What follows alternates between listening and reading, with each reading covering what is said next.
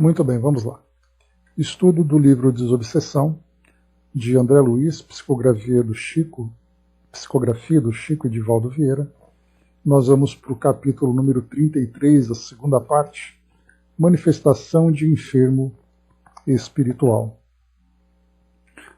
Nós iniciamos na semana passada esse capítulo, mas rapidamente aqui para a gente poder recuperar, o fio da meada desse tema tão interessante e tão importante também, que é, nesse caso, a prática do trabalho em si.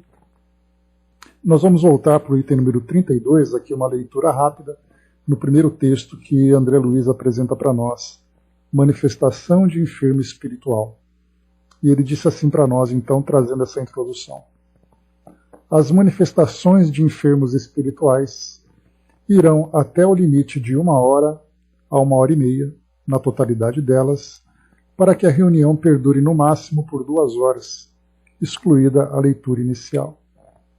O espírito desencarnado em condição de desequilíbrio e sofrimento utiliza o médium psicofônico, ou mais propriamente o médium de incorporação, com as deficiências e angústias de que é portador, exigindo a conjugação de bondade e segurança, humildade e vigilância no companheiro que lhe dirige a palavra.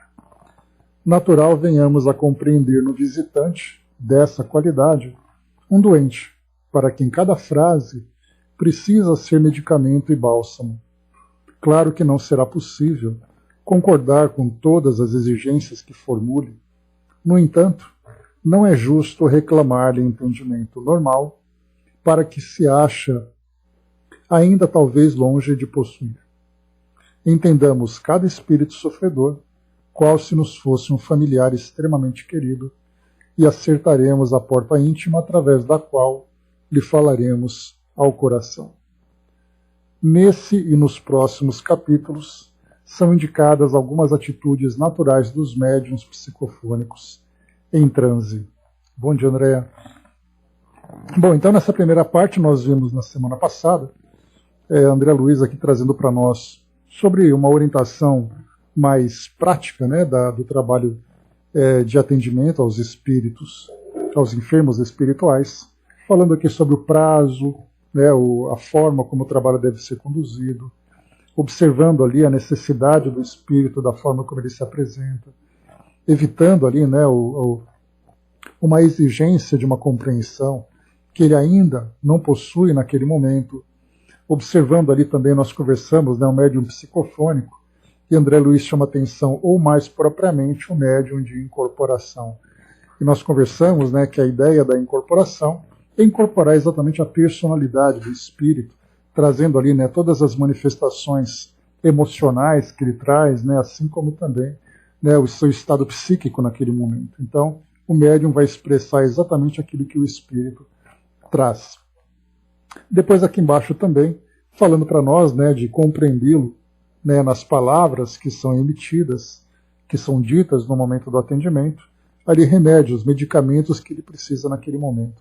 E medicamento que deve ser ministrado de forma homeopática, sem exigir nele transformações imediatas, porque a gente lembra sempre, muitas vezes o espírito ficou durante muito tempo construindo aquele estado em que ele se encontra. Então, para que a gente possa transformar, há necessidade de um trabalho paciente, de um trabalho com compreensão, embora um trabalho ativo, um trabalho dinâmico, mas compreendendo as resistências e limitações que ele apresente naquele momento. Feita aqui então essa introdução, nós vimos aqui, fizemos a leitura do item número 33, Manifestação de Enfermo Espiritual, parte 2, e nós vamos aqui então reler, porque nós fizemos a leitura, mas são muitos tópicos que André Luiz coloca para nós aqui, e é possível que nós fiquemos apenas nesses tópicos hoje, tamanha aqui a profundidade em que ele vai se apresentando. Então nós chegamos a fazer aqui um pequeno comentário inicial sobre o primeiro ponto, mas vale a pena a gente fazer isso com calma, para compreendermos aqui o contexto, o cenário que é observado no momento de um trabalho de assistência a esses enfermos espirituais. Então André Luiz ele diz assim para nós: os médiuns esclarecedores, pelo que ouçam do manifestante necessitado, deduzam qual sexo a que ele tenha pertencido, para que a conversação elucidativa se efetue na linha psicológica ideal. Analisem, sem espírito de censura ou de escândalo, os problemas de animismo ou mistificação inconsciente que porventura venham a surgir, realizando o possível para esclarecer, com paciência e caridade, os médiuns e os desencarnados envolvidos nesse processo de manifestações obscuras, agindo na equipe com o senso de quem retira criteriosamente um desajuste do corpo sem comprometer as demais peças orgânicas. Anulem qualquer intento de discussão ou desafio com entidades comunicantes, dando mesmo razão, algumas vezes, aos espíritos infelizes e obsessores, reconhecendo que nem sempre a desobsessão real consiste em desfazer o processo obsessivo de imediato, de vez que, em casos diversos, a separação de obsediado e obsessor deve ser praticada lentamente. E pratiquem a hipnose construtiva, quando necessário, no ânimo dos espíritos sofredores comunicantes, quer usando a sonoterapia para entregá-los à direção e a tratamento dos instrutores espirituais presentes, efetuando a projeção de quadros mentais proveitosos ao esclarecimento, improvisando ideias providenciais do ponto de vista de reeducação, quer sugerindo a produção e ministração de medicamentos ou recursos de contenção em favor dos desencarnados que se mostrem menos acessíveis à enfermagem do grupo. Então esse aqui é o conteúdo desse item número 2. Então vamos lá por partes aqui, item por item. Nós começamos então aqui os médiuns esclarecedores, pelo que ouçam do manifestante necessitado, deduzam qual o sexo a que ele tenha pertencido, para que a conversação elucidativa se efetue na linha psicológica ideal. Aqui nesse caso, então, André Luiz traz a ideia do sexo, né? A gente hoje atualiza essa ideia para o gênero que o espírito apresenta, e aí então, não apenas do gênero, mas é muito importante também termos ali elaborarmos um perfil do espírito que se manifesta a partir da forma como ele fala, das ideias que ele traz, da identidade que ele se mostra muitas vezes, trazendo ali o nome, trazendo ali o local, a idade, a classe social a que ele pertenceu, a etnia também a que ele pertenceu. Então nós vamos ali elaborando como um quebra-cabeça, colhendo, né? Porque a gente lembra que o espírito, quando ele se manifesta, ele não traz ali um currículo pronto, dizendo nome, endereço, idade, essas coisas todas. Então tudo isso vai sendo colhido e observado durante o atendimento.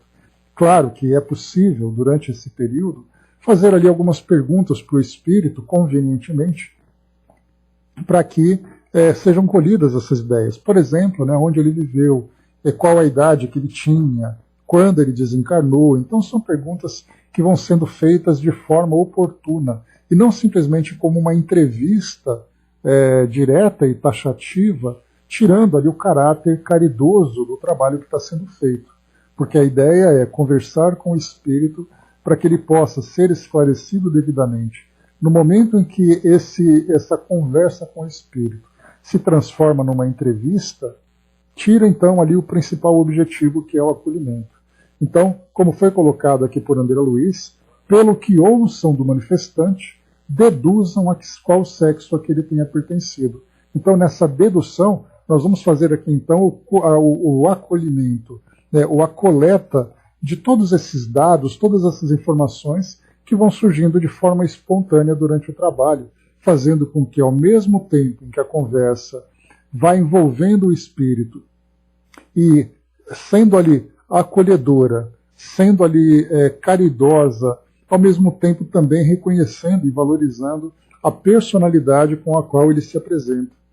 Então, muitas vezes nós temos em relatos espíritos que se apresentam, por exemplo, como ex-escravos, espíritos que se apresentam como religiosos, espíritos que se apresentam como pessoas idosas ou pessoas muito jovens, espíritos que se apresentam, né, do gênero masculino, feminino, ou mesmo vivendo ali a sua homossexualidade, a sua transexualidade, já que essa personalidade o acompanha no plano espiritual. Então, respeitar a personalidade com que ele se apresenta é muito importante, exatamente para que se estabeleça esse grau de empatia, permitindo que o espírito receba de uma forma sincera aquilo que é dito durante o esclarecimento, e da mesma forma também ele reconheça e respeite o trabalho que está sendo feito através ali, né, das ações dos encarnados. Então esse é o primeiro ponto muito importante de nós ali não vermos um espírito, mas vermos ali uma personalidade e reconhecê-la da forma como ela se apresenta. Depois nós temos aqui também, analisem, sem espírito de censura ou de escândalo, os problemas de animismo ou mistificação inconsciente que porventura venham a surgir, realizando o possível para esclarecer, com paciência e caridade, os médiuns e os desencarnados envolvidos nesses processos de manifestações obscuras, agindo na equipe com o senso de quem retira criteriosamente um desajuste do corpo, sem comprometer as demais peças orgânicas. Então, naquele momento em que o médium entra no estado de transe, não é raro acontecer do médium trazer ali manifestações da sua própria personalidade, manifestações de elementos que estavam guardados no seu subconsciente, que acaba naquele momento de transe em que há ali uma alteração do seu estado psíquico, em que essas manifestações começam então a surgir, comecem a aflorar do seu psiquismo, do seu próprio psiquismo. E ali então é muito importante que os dirigentes, que os trabalhadores observem aquilo que está sendo trazido pelo médium como sendo um conteúdo próprio e sendo trabalhado isso para que o próprio médium também seja assistido. Porque se ele traz uma manifestação e essa manifestação demonstra angústia, demonstra dor, demonstra sofrimento, significa que ele tem isso guardado dentro de si. Então ele também é um espírito que precisa de esclarecimento e orientação naquele momento, para que o médium se desprenda daquela personalidade anterior, que porventura esteja ali armazenada ainda no seu inconsciente, no seu subconsciente, e ele possa então valorizar a personalidade atual. E para isso é necessário que seja feito um trabalho bastante sensível por parte dos dirigentes e colaboradores, porque do contrário isso vai ser trazido, como foi colocado aqui por André Luiz, sem espírito de censura ou escândalo. Então é muito comum que em grupos mediúnicos a ideia do animismo e a ideia da mistificação inconsciente sejam tratadas como um defeito do médium, como uma imperfeição da forma como ele trabalha, da forma como ele atua. E isso acaba trazendo um grande constrangimento para o grupo, porque esse mesmo médium, a partir da forma como ele foi tratado, a partir dos comentários que são feitos, ele mesmo se sente constrangido numa próxima oportunidade de dar vazão às manifestações espirituais. Por isso, então, é muito importante que os dirigentes saibam conduzir com muito cuidado, com muita atenção, para evitar que o médium seja prejudicado no desempenho da tarefa em que ele se encontra. Nós temos também aqui, como foi colocado, médiuns e os desencarnados envolvidos nesses processos de manifestações obscuras. Quando se fala, bom dia Marion, quando se fala em manifestações obscuras, bom dia abraço também, nós não falamos aqui em manifestações aterrorizantes, né? Nós falamos em manifestações que estavam ocultas, mas que vão surgindo, inclusive dos próprios desencarnados, que também trazem ali, fugindo da personalidade atual que eles têm, lembranças que vão surgindo, né, do seu próprio passado.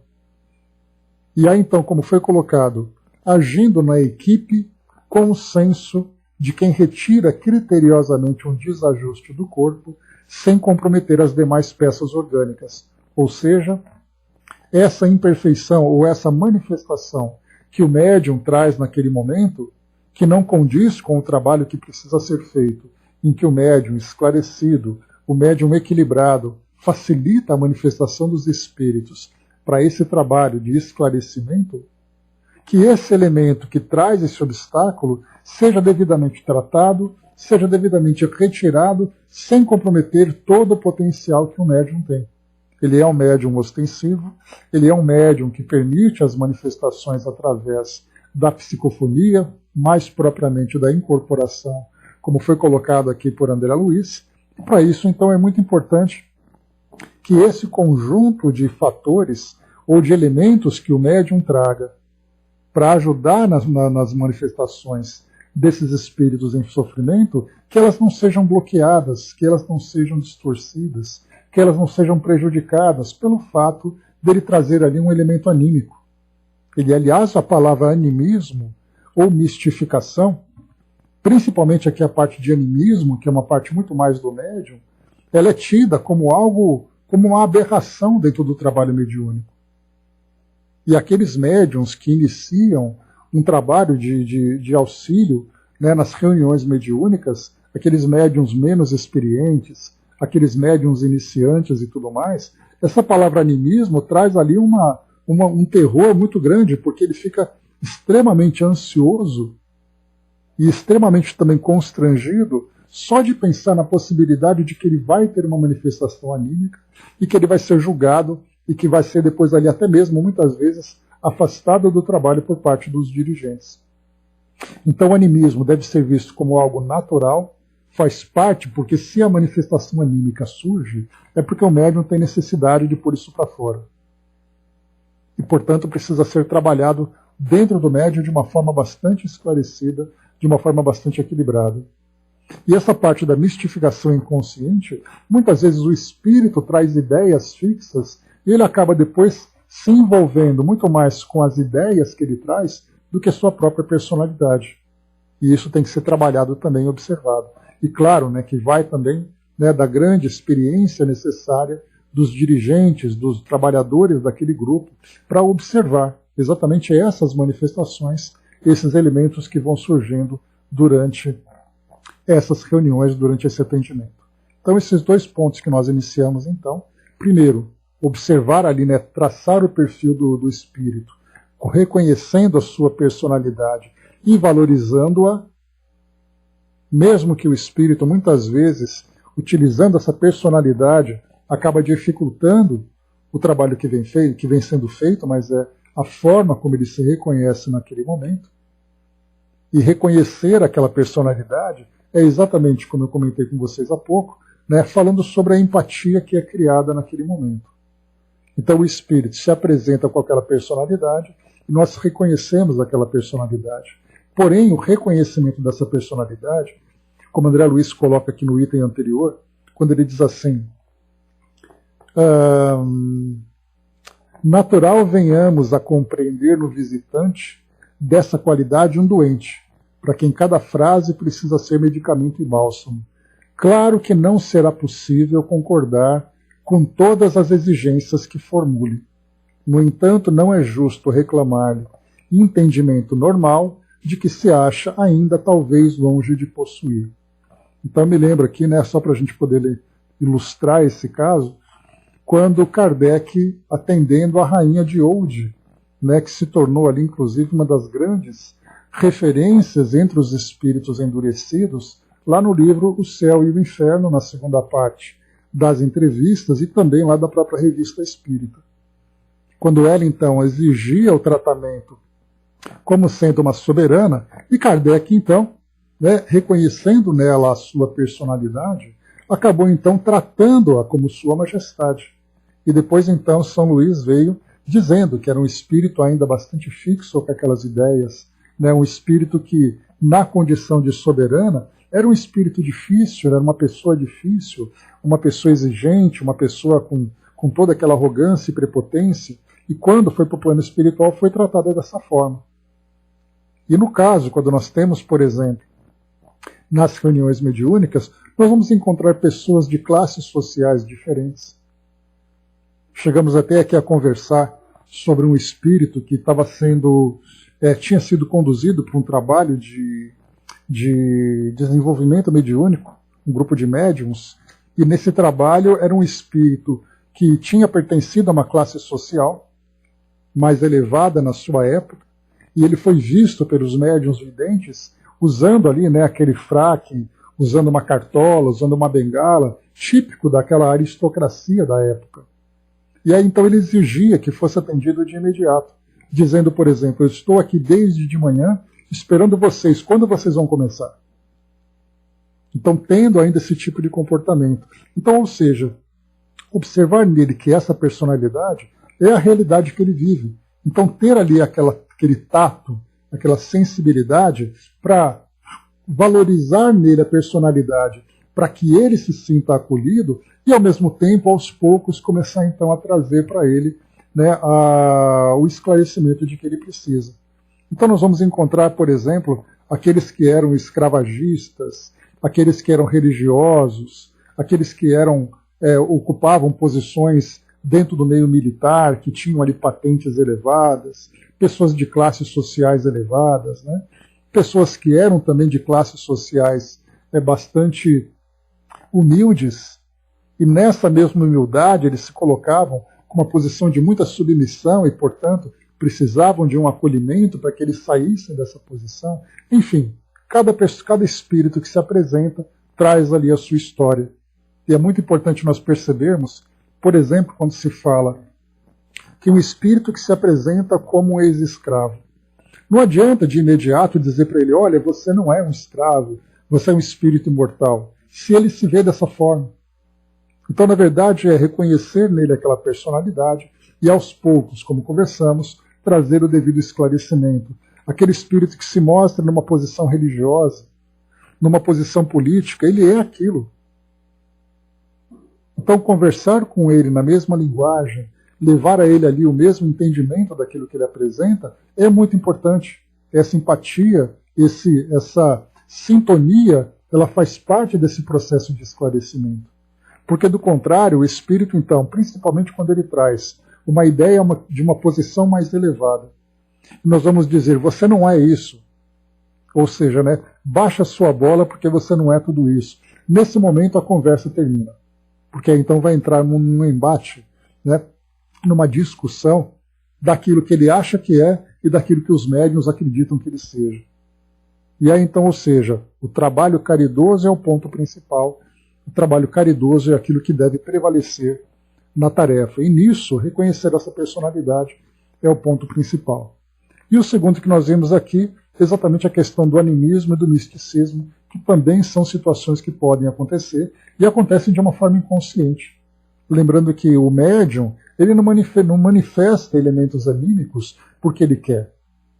Aquele estado de transe faz com que aquilo surja. E sendo bem trabalhado, aquilo se dissolve e o médium não tem mais essa dificuldade. É a mesma coisa com mistificações. Muitas vezes o espírito, trazendo ali ideias distorcidas sobre a sua personalidade, mostra-se de uma forma que precisa ser compreendida e depois então esclarecida devidamente. Duda colocou acima aqui, deixa eu ver, só um instante. Explica por que o médium, pelo menos eu, nunca recebeu uma mensagem ou psicofonia de uma criança desencarnada. Por que só adultos, né? Não sei dizer, Dudu, exatamente porque cada espírito vai se manifestando nos grupos mediúnicos de acordo com a necessidade, de acordo com o perfil do trabalho que é feito. Lembrando que esses espíritos são conduzidos, né, pelos dirigentes do trabalho, são espíritos que fazem também, lembrando sempre que muitos desses espíritos são trabalhados no plano espiritual para se aproximarem depois do grupo mediúnico. Então, assim, não sei dizer exatamente qual é o fator que determina um grupo mediúnico ter ali um espírito que vem, por exemplo, como ex-escravo, como indígena, como criança, vem num grupo e não vem no outro grupo. Talvez seja uma questão de condução mesmo dos trabalhos, né? O braço colocou um pouco mais acima. Dependendo do médium, ele sente até a dor que o espírito sente, né? Só para lembrar, né, Brás, o próprio que você colocou aqui, o Kardec, lá no livro dos médiuns, ele lembra sempre, né, que todo médium, por princípio, ele é um médium sensitivo. E nesse momento em que ele estabelece uma sintonia com o espírito, e dependendo da sua sensibilidade, ele acaba também absorvendo aquilo que o espírito sente.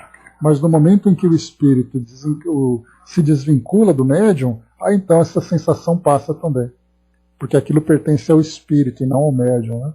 Nós temos inclusive médiums que não necessariamente entrando em contato com desencarnados, mas se aproximando de encarnados, têm essa sensibilidade, né? Dudu colocou também ali, né? Tenho anos de mediunidade, eu nunca vi nos trabalhos, né? Realmente eu não sei dizer, viu, Dudu? Exatamente qual é o fator que determina a manifestação de determinados espíritos num grupo e não em outro grupo, né? Mas surgindo, né? O importante é ter um entendimento sobre a questão. Não fugiu não, faz parte do assunto. Nós estamos falando sobre o perfil dos espíritos, né? Por que os espíritos se manifestam dessa ou daquela forma? Então isso faz parte, né? Um espírito que se apresenta, né, do gênero masculino, do gênero feminino, com personalidade X ou Y. Então isso tudo faz parte, né, da dinâmica do mundo espiritual, em que o espírito desencarnado ele leva consigo a sua própria ideia. E essa ideia pode ser fixa, né? Pois é, então, de crianças também da mesma forma, né? Então adolescentes, crianças. Então não sei te dizer exatamente por que um grupo sim e outro grupo não. Né? Mas o importante é que existe um trabalho no plano espiritual e geralmente a gente vai lembrar sempre que o espírito que desencarna, e a gente vai lembrar de André Luiz, quando ele fala sobre os educandários, quando ele fala sobre, né, a quantidade de trabalhadores do plano espiritual que se dedica ao acolhimento dessas crianças, geralmente o espírito, quando ele desencarna com o psiquismo infantil ainda, né, exatamente porque durante a sua vida biológica ele não conseguiu se desenvolver adequadamente, quando ele volta ao plano espiritual, ele é rapidamente acolhido por esses espíritos que os conduzem, né, a esses grupos de esclarecimento. É claro que nós vamos encontrar também, lembrando, por exemplo, né, no livro Juventude Interrompida, que nós já comentamos sobre ele, que é um livro excelente, que fala bastante, né, com depoimentos de jovens, de adolescentes que desencarnaram precocemente. Eu me recordo de um garoto que ele foi executado. Ele trouxe num capítulo que ele conta a sua história, que ele vivia numa comunidade, e vivendo nessa comunidade ele inevitavelmente foi influenciado. Inevitavelmente não, né, ele acabou sendo influenciado, né, pelo tráfico de drogas, pelos grupos que praticavam, né, alguns crimes e tudo mais, e ele acabou então depois sendo levado para um lugar ermo e depois ele foi executado. E aí então, né, desencarnando nessa condição, é muito natural que nós vejamos esse espírito numa condição bastante perturbada. E nós poderíamos dizer, esse espírito se tornaria, por exemplo, um obsessor? Poderia, pelas condições que ele desencarnou, pelo sentimento de vingança, porque era um adolescente, portanto era um espírito já mais esclarecido.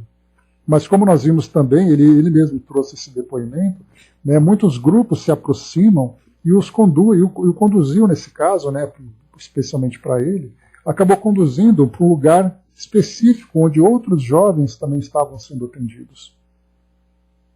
Então, da mesma forma, também nós vimos em André Luiz, né, onde nós tivemos ali aquele garoto que acabou desencarnando por afogamento, foi levado para um educandário, nesse educandário ele foi atendido por outros espíritos e tudo mais, né? Então, os espíritos, pelo menos ali daqueles que se manifestam nos centros espíritas, né, o entendimento que nós temos é exatamente esse acolhimento.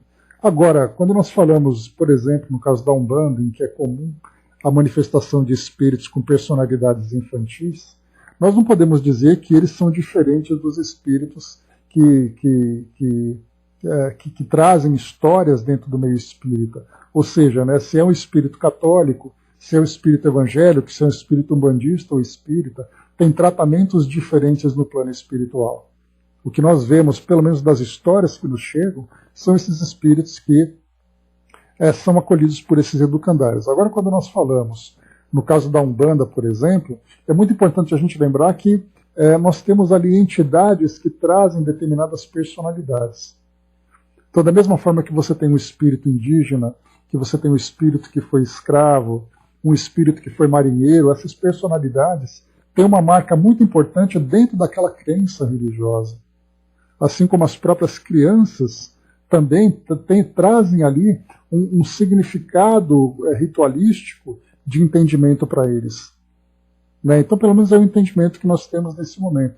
Posso estar equivocado aqui na minha interpretação, mas a ideia é exatamente essa, nesses espíritos que não trazem ainda um amadurecimento psíquico, ou ainda trazem ali uma limitação naquela personalidade para terem um entendimento melhor, são assistidos, já que eles mais amadurecidos, tomados ali, digamos assim, por um livre-arbítrio maior, esses espíritos já manifestam a personalidade que tinham, trazendo ali os seus erros, as suas dores, as suas dificuldades, de uma forma muito mais marcante, porque eles tiveram uma trajetória, né, um percurso que eles viveram durante as suas existências terrenas e também no plano espiritual maior, né, e esse percurso acaba trazendo marcas muito mais profundas do que numa criança que teve pouco tempo aqui no plano físico, né? Então elas reencarnaram, depois desencarnaram e rapidamente foram conduzidas para esses lugares.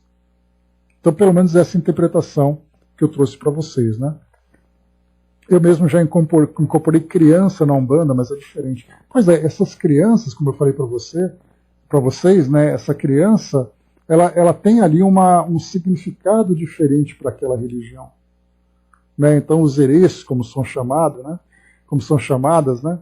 Então, elas fazem parte de um grupo de espíritos, né? De um grupo de espíritos que trazem um significado específico para aquela religião. Assim como eu falei para vocês, outros grupos também são ali bastante marcantes, né?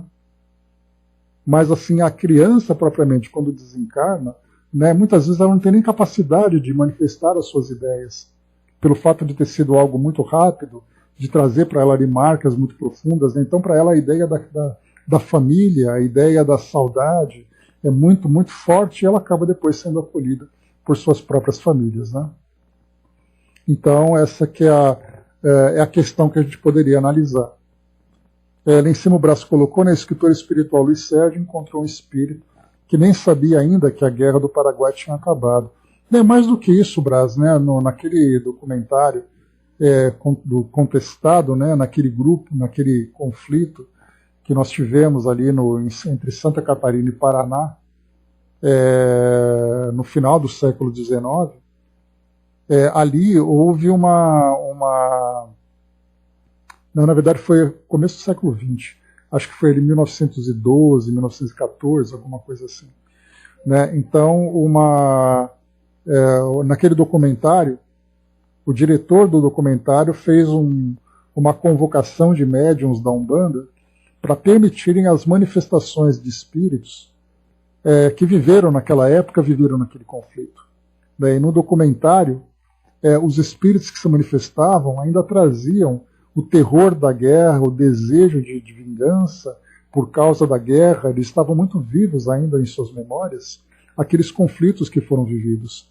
E durante as manifestações nós víamos, nos olhos, nas expressões dos espíritos, as marcas do terror daquele momento, que estava muito vivo ainda. Então, tem aqueles que quase um século depois continuavam com essas mesmas ideias, e nós temos espíritos que muito antes disso continuam guardando ainda essas impressões. Né? Mas, enfim, essa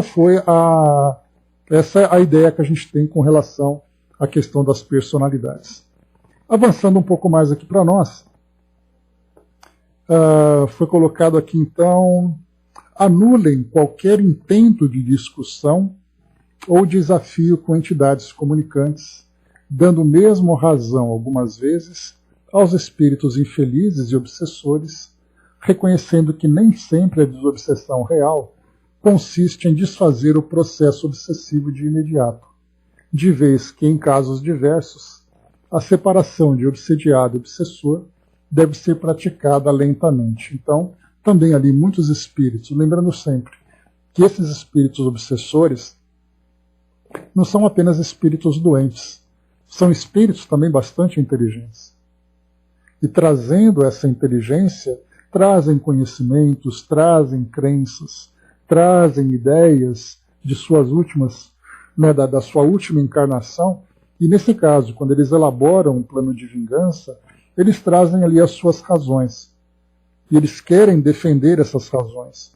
Na forma como eles apresentam essas ideias no grupo mediúnico, não é raro acontecer de os esclarecedores naquele momento, por falta de entendimento, por falta de sensibilidade, muitas vezes também por imperfeições que trazem na sua personalidade, querem dominar aquele espírito.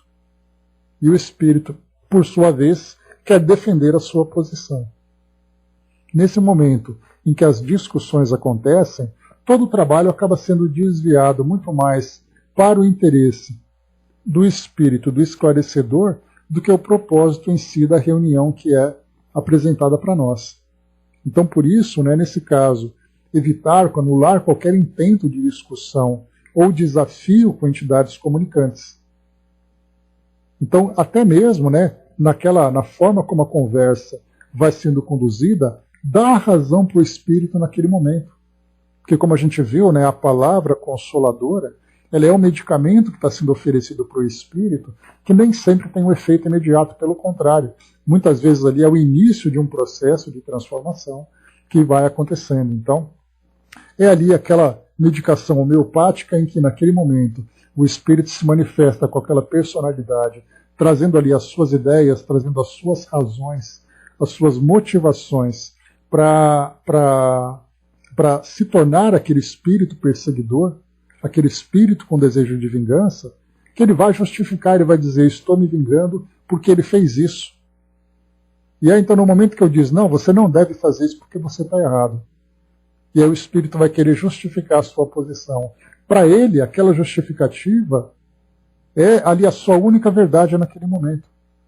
Então, reconhecendo que realmente a justiça não foi feita da forma como ele gostaria, que a forma como aquela situação terminou fez com que ele se tornasse prejudicado, mas aí então vem todo o trabalho de construção de uma nova ideia, porque exatamente ali as ferramentas do perdão e do auto-perdão são duas ferramentas essenciais desse trabalho, mas elas não podem ser impostas.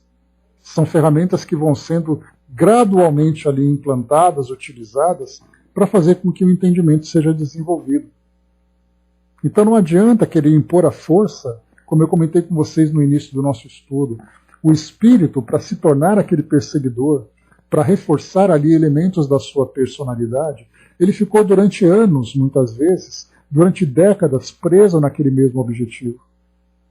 Quando se fala sobre monoideia, que Joana de Ângeles fala para nós, uma ideia única, em cima de uma situação que ele vivenciou e que ele sofreu, que trouxe para ele grandes dores, ele passou muito tempo preso naquela ideia. Basta a gente lembrar, lá no livro O Céu e o Inferno, o assassino de Castanheira. Foram mais de 200 anos que ele ficou ali sendo consumido pela ideia do crime que ele cometeu, assassinando a sua própria esposa e assassinando o seu irmão.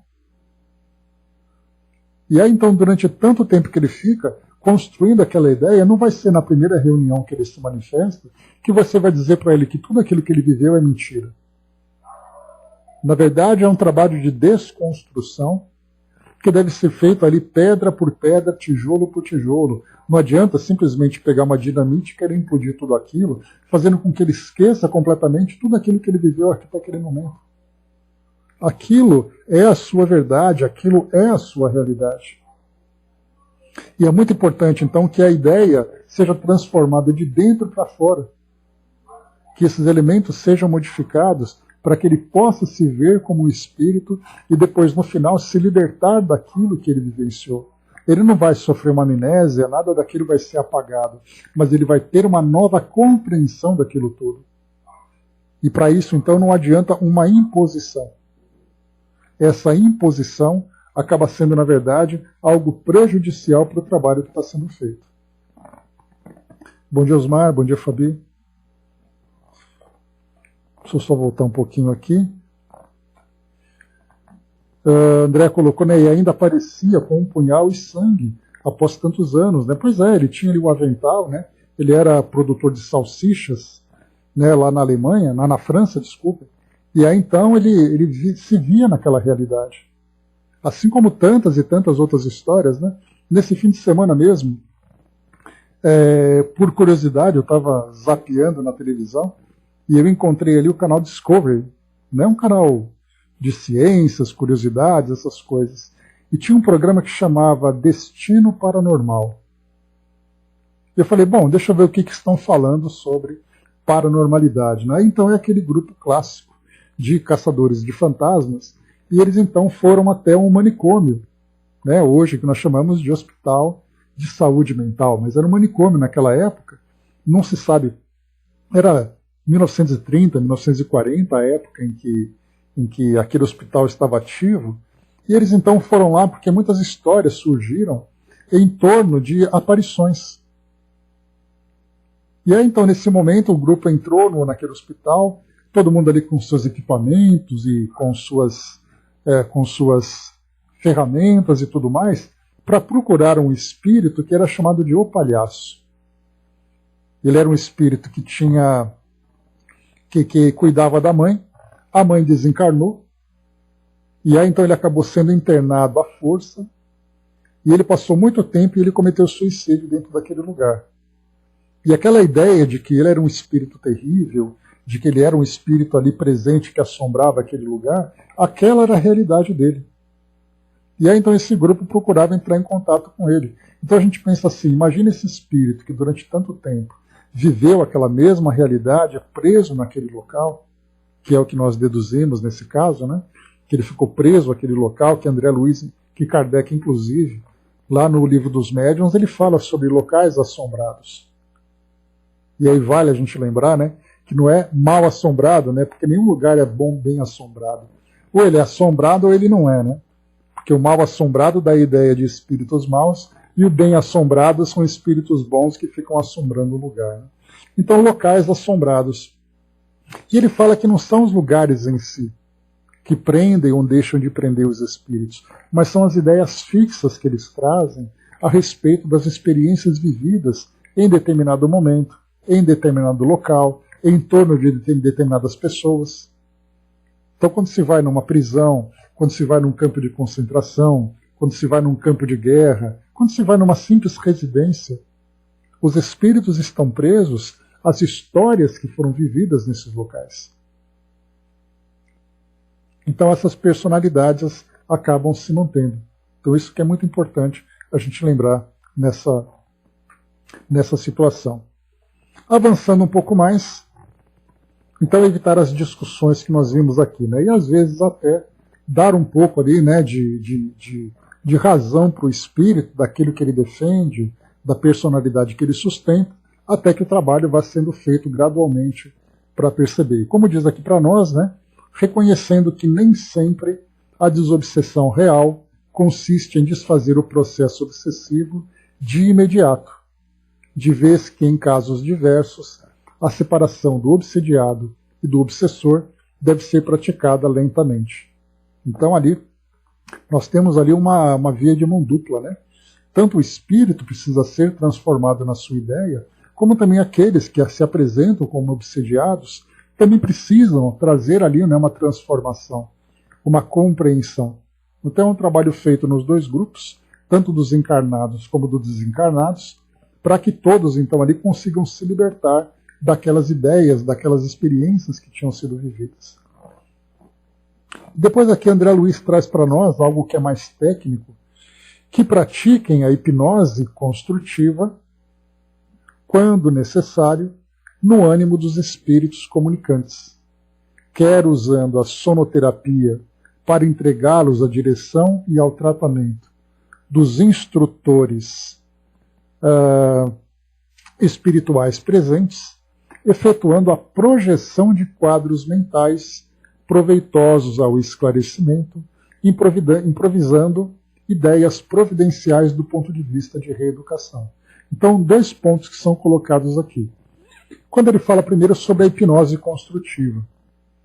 Essa hipnose construtiva é uma técnica que é utilizada nos grupos de desobsessão, em que é uma hipnose construtiva, também que pode acontecer até mesmo na nossa, né, nos grupos terapêuticos, em que o terapeuta vai conduzindo a ideia do paciente para que ele possa mentalizar um local, mentalizar uma condição, mentalizar uma ideia que seja para ele proveitosa, construtiva, até mesmo ali numa recordação que ele busca na sua memória para sair daquele estado de aflição que ele vive naquele momento.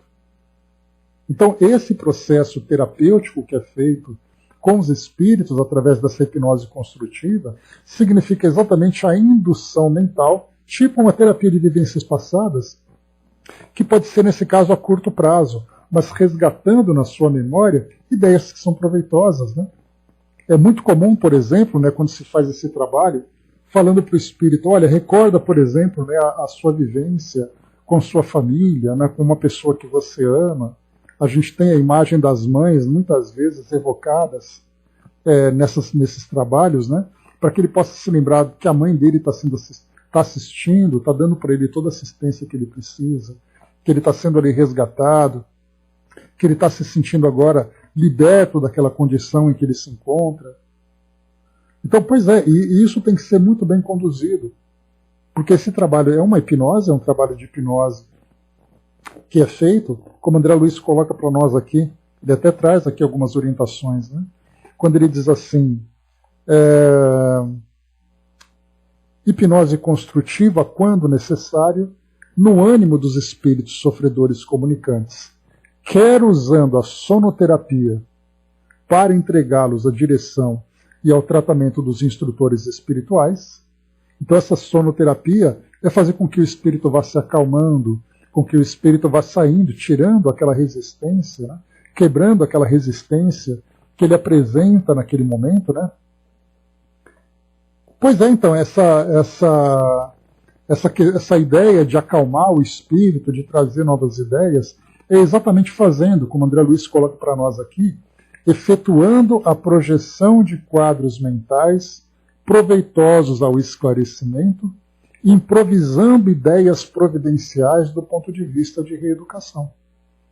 Então, tudo aquilo que você diz para o espírito naquele momento, evitando, por exemplo, ali você sai daquele momento do esclarecimento, querendo mostrar para ele que ele está numa nova realidade, querendo mostrar para ele que ele tem uma nova personalidade e tudo mais, que não é o momento de você conversar com ele, mas é o momento de você trabalhar mentalmente com ele, exatamente improvisando essas ideias que são providenciais para a sua reeducação. Então vai trazendo para ele ali elementos em que ele vai construindo novas imagens, novas ideias. Quer também ali no caso da sonoterapia, ou mesmo nessa projeção de quadros mentais, quer sugerindo a produção e a administração de medicamentos ou recursos de contenção. Então, tanto medicamentos como recursos de contenção, para aquele espírito que às vezes está mais agressivo, aquele espírito que está mais sofrido, para que essa contenção permita que ele fique numa condição mais ali controlada para o grupo para poder fazer esse trabalho. Quando eles se mostrem menos acessíveis à enfermagem do grupo. Então essa indução é muito importante de fazer com que esse trabalho mental seja feito. E para isso, naturalmente, nós vamos pensar sempre, né, na experiência do grupo, na experiência daqueles que são os dirigentes do trabalho, de saber exatamente quando usar essas induções, esse trabalho de hipnose, de fazer essas induções mentais. Então, quando fazer, por que fazer, qual o objetivo que se deseja alcançar. E para isso, muitos estudos são feitos para poder compreender o sofrimento daquele espírito, para compreender a realidade que ele vivencia. O Fabi colocou, né? No grupo do nosso centro espírita, muitas vezes, o esclarecedor fala ao espírito, normalmente quando ele tem mais dificuldade, para ele deitar-se na maca e dormir gostoso, né? Outras vezes, eles dizem, olha quem está aí que veio ajudar você, né? Normalmente o espírito reconhece alguém querido e é bem emocionante, né? Então são formas muito positivas de fazer com que o espírito se veja numa nova realidade ou crie naquele momento uma situação mental que seja favorável a ele. Então, o que fazer, quando fazer, como fazer e por que fazer. Tudo isso depende então da experiência dos dirigentes. Nem eu sabia que a parte da calma era um processo hipnótico. E acho que nem os trabalhadores têm essa consciência. E aí a gente vê, né, o ensino universal dos espíritos, porque certamente eles recebem uma intuição. Então essa hipnose, porque a gente pensa que a hipnose é uma técnica que ela é feita apenas entre os encarnados e tudo isso dentro da cartilha. E na verdade a hipnose nada mais é do que você conduzir o espírito mentalmente a um determinado estado alterado de consciência, em que nesse estado alterado ele vai ter projeção de novas ideias, ele vai se ver em torno de uma nova realidade. Então até mesmo o sono, nesse caso, como foi colocado, para que o espírito fique calmo, porque ele chega muito agitado, ele pode ser trabalhado também no plano espiritual. Mas aí nós temos então não apenas a questão das palavras que são ditas, mas também a força do magnetismo e da fluidoterapia que é aplicada durante esse trabalho, para fazer então com que o resultado seja obtido. Naquele momento, muitas vezes o espírito, quando ele se apresenta, ele não traz condições de ter ali não um debate, mas de ter ali uma conversa esclarecedora. Seu estado pode ser tão agitado, seu estado pode ser tão perturbado, que o que ele precisa naquele momento é exatamente dessa calma, desse trabalho feito com a hipnose, desse trabalho feito com a medicação que é oferecida a ele, para que somente depois ele possa alcançar essa condição. Há aqueles espíritos que trazem ali ideias mais claras, ideias esclarecidas, que precisam ter ali uma discussão muito bem conduzida para evitar qualquer tipo de resistência. Há aqueles espíritos que chegam mais endurecidos, há aqueles espíritos que chegam mais fragilizados. Então são espíritos que vão chegando nas mais variadas condições. E para isso, então, o trabalho, né, feito através desse intercâmbio entre plano físico e plano espiritual é um trabalho extremamente importante para saber exatamente conduzir. Porque para esses espíritos, né, o trabalho que é feito na desobsessão é o pronto-socorro, é a emergência. E dessa emergência o espírito, então, vai ser conduzido para outro tipo de trabalho. Ele pode sair, por exemplo, da desobsessão e começar a ser atendido no trabalho de assistência a espíritos em sofrimento. Ele deixa de ser obsessão com a ideia fixa que ele trazia e passa a ser um espírito fragilizado que tem que ser trabalhado agora no seu psiquismo. O Braço colocou a gente, né, a semelhança do corpo perispiritual com a carne, com o carnal é gritante, né? Eis aí a questão de não saber que morreu. Pois é, né? Então o espírito realmente se vê, né, dentro de uma realidade que para ele, né, é muito semelhante à que ele vivia aqui quando encarnado, né? Por isso, como disse antes, né, o trabalho da sustentação da fluidoterapia através do passe, né, enquanto as conversas vão acontecendo, os fluidos também vão agindo. E esses fluidos, né, vão sendo manipulados, vão sendo trabalhados de acordo com a necessidade de cada espírito. E essa indução mental é muito importante, né, para fazer com que o espírito ali também seja beneficiado de uma forma ou de outra. A Mami colocou, imagina como deve ser maravilhoso sair de um estado de agitação e poder sentir o conforto da paz, né? A gente vê muito com o André Luiz, né, mano? O espírito que passa durante muito tempo vivendo aquela realidade perturbadora.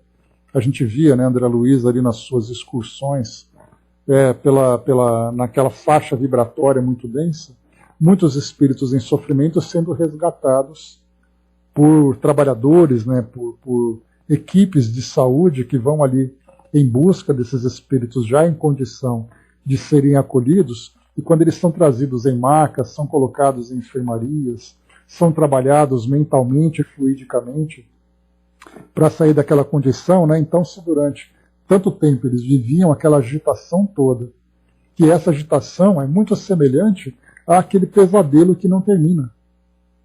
É aquele pesadelo que vai se repetindo, fazendo muitas vezes com que os espíritos cheguem até um estado de tamanha perturbação mental que se assemelha à loucura. Porque ele começa a ver, ele começa a sentir algo que não existe. Por isso que André Luiz comenta, né? Quantas vezes os espíritos saem correndo, gritando, porque na mente deles existe uma realidade acontecendo que para quem está de fora não percebe. Fica apenas ali vendo o espírito naquela agitação, naquela gritaria, naquele estado tão doloroso, sem saber exatamente o que acontece dentro do seu universo íntimo. A gente vai estudar, terminando aqui o nosso Desobsessão, as obras de Manuel Filomeno de Miranda. E ele trabalha muito essa questão da loucura, né, no estado mental dos espíritos, e nós veremos muito isso.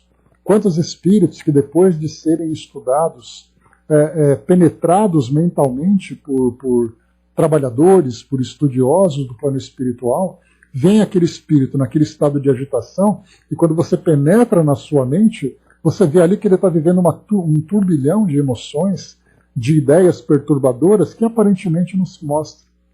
E aí então depois, quando ele é acolhido, quando ele começa a ser tratado, ele começa a quebrar essa casca em que ele se envolveu, esse invólucro, né? E depois ele começa a voltar para a realidade, acordando lentamente daquele estado de perturbação e começando a entrar nessa nova realidade.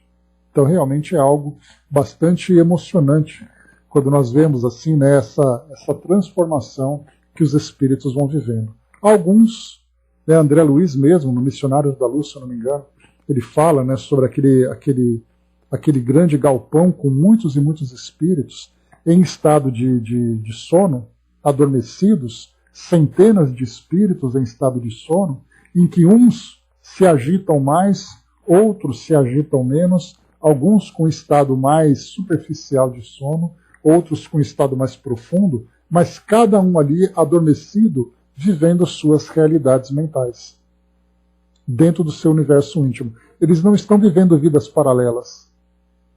Eles estão vivendo uma vida que eles criaram mentalmente. É mais ou menos, só para a gente ter uma ideia, para finalizarmos o nosso estudo, é quando nós vivemos uma situação difícil, de discussão, de problemas, de dificuldades que a gente vai vivendo, e a gente fica depois vivendo aquele duelo mental. Você vai dormir, você não consegue descansar, você não para de pensar naquilo, você fica criando situações, porque a situação era X, mas você fica criando várias hipóteses em torno dessa situação e a sua mente não para de trabalhar. A sua mente está intensamente ativa, mas num estado de desconforto. Não é algo agradável. Não é algo que para você é reconfortante. Pelo contrário, ele é perturbador. Se nós temos essa noção dessas experiências terrenas que nós vivemos, em que a nossa mente fica trabalhando intensamente em torno de uma determinada ideia, que para nós é uma ideia que traz esse desconforto, imagine o espírito, quando então ele só vive em torno daquela mesma situação. Talvez daí venha a necessidade de conduzir o pensamento dele para outro ponto de atenção. Um ente querido, uma cama quentinha, um médico para cuidar daquele ferimento, embora tudo seja real, exatamente. Fazer com que ele saia daquele estado de fixação e comece a ver outra realidade. Essa é a parte mais importante. O Brás colocou engraçado que achei na literatura de Luiz Sérgio, foi quando ele diz que ele tem que vir aos bons centros colher ectoplasma para tratamentos de espíritos por lá. A gente vai, infelizmente a gente não vai ter esse tipo de informação aqui no livro Desobsessão, mas todos esses equipamentos, esses aparatos e essas práticas do plano espiritual, que para nós ainda são tão desconhecidas, elas são absolutamente presentes nos trabalhos que eles fazem de assistência, né? Então, são fluidos mais ou menos densos, né? André Luiz fala sobre os fluidos da natureza, em que vai colher lá no meio da floresta os fluidos e tudo mais para serem trazidos em hospitais e tudo mais. Então, tem tanta coisa que a gente desconhece, né? Mas, de qualquer forma, essa é a realidade, né? A Fabi colocou lá em cima, né? Acho até que essa monoideia é uma auto-hipnose. E aí usar esses recursos para romper esse ciclo. Sim, é uma auto-hipnose. Né? O espírito acaba se auto-obsediando em torno dessa monoideia, e essa auto-hipnose, ele mesmo se induz a esse estado. Acho que o processo hipnótico do bem é o resultado de um direcionamento do magnetismo, não sem bem, que auxiliam a romper a atenção fixa do espírito, atraindo-o para outra realidade. Né? Tanto a ideia, tanto em torno da ideia que é criada, como também dessa parte do magnetismo que também atua nesse momento. Né? Então, essas são práticas. Né? André Luiz aqui ele é bastante superficial. Ele coloca aqui essa ideia em em meia dúzia de linhas, né, mas na verdade são práticas extremamente complexas, importantes, que são utilizadas e são utilizadas com frequência, seja pelos encarnados, seja pelos desencarnados, e é o início de um processo de transformação importante que esses espíritos então vão vivendo. Então é isso, pessoal. Fechando por aqui, terminamos aqui o item número 2 dessa manifestação de enfermo espiritual. Certamente aqui nós teríamos várias outras ilustrações para trazer, para nos ajudar nesse melhor entendimento.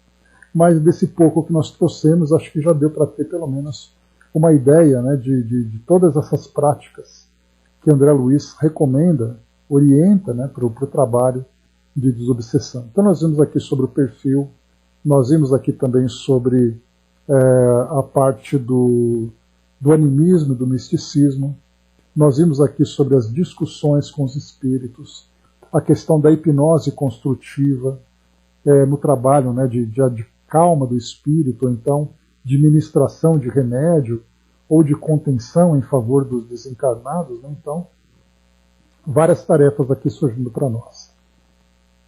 Angelina colocou: em certo momento dos trabalhos, chegou um moço para ser atendido na instituição, que ele se jogava no chão para criar medo em nós médiuns. Era somente o espírito tentando desviar a vibração, né? Pois é. Então, assim, muitos espíritos procuram, e fazem muito isso, né, Angelina, não apenas nos centros espíritas, mas também em outros grupos religiosos, onde médiums, sem saberem da sua mediunidade, passam por processos de desobsessão, e a ideia é exatamente criar aquela imagem, por exemplo, de demônios, né, já que essa figura faz parte do conjunto de crenças desses grupos, e aí então eles se identificam dessa forma, eles se comportam de uma forma agressiva, exatamente para poder trazer a perturbação para o ambiente. E muitas vezes ali acabam aceitando, né, a ideia de exorcismos, a ideia de expulsar demônios e tudo mais, né, sendo que na verdade ali são espíritos perturbados e perturbando também aqueles que são encarnados, trazendo exatamente esse tipo de encenação. Né, e aí é muito importante que com esclarecimento essas encenações sejam dissolvidas. Mas é isso, gente. Fechando por aqui, então, o nosso trabalho de hoje.